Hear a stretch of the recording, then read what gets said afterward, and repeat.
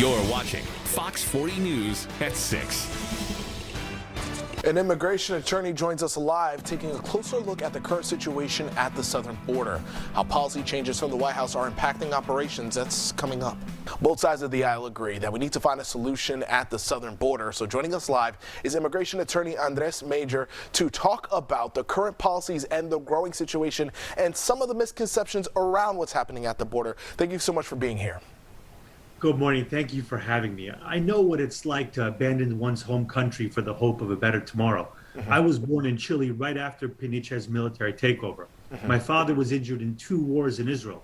In total, I lived twice in Israel, twice in Chile, and twice in the U.S. Yeah. Today, there are over 11 million undocumented immigrants in the U.S. California is ranked number 1.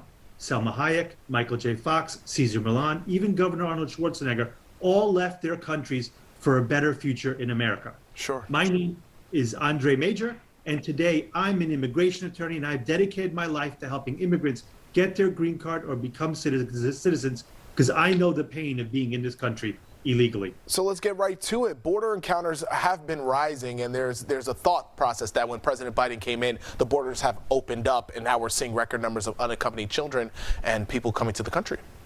I know it's a surprise, but the crisis in the southern border is not new. It did not start in January 6, 2021. It is something every president has faced in the last 20 years. And here are 5 facts about the southern border that are stranger than fiction. The first strange fact is that border encounters have been rising for months before Biden took over.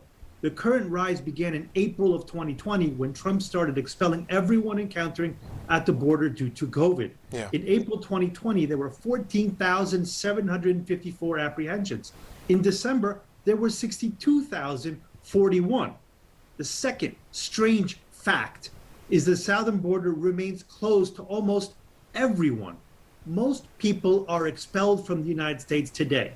In February, 72% of all encounters at the border were deported. Yeah. The third strange fact is that spike in apprehensions at the border is nothing new.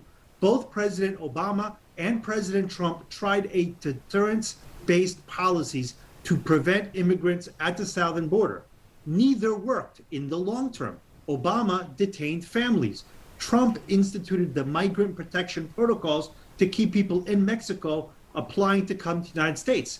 We had spikes in 2014, 2016, 2018, 2019, and now 2021. So what policies has Biden changed so far, at least to make changes here? Because people do believe that there is a problem at the border. He hasn't. I mean, Biden hasn't opened the border. Now, he did get rid of the migrant protection protocols. That's true. But the Title 42 of the U.S. Code, for COVID reasons, everyone is still being expelled for COVID. So the reason has changed, but the facts haven't.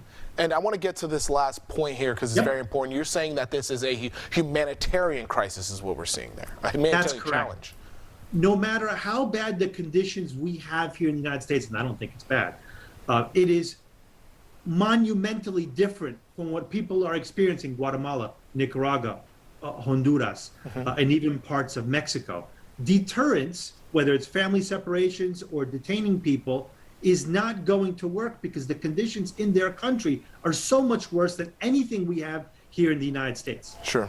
I think that's something that many people don't understand. I'm a son of an immigrant as well. I understand that people come here for a better life and they do work hard. There's just always that debate on how do we get people into the country legally and acceptable, and then when they are here, how do we treat them the best way that we can as citizens. Thank you so much, Mejer, for joining us to explain all that to us. We really appreciate it. It's my pleasure. Thank you for having me again. All right, have a great day.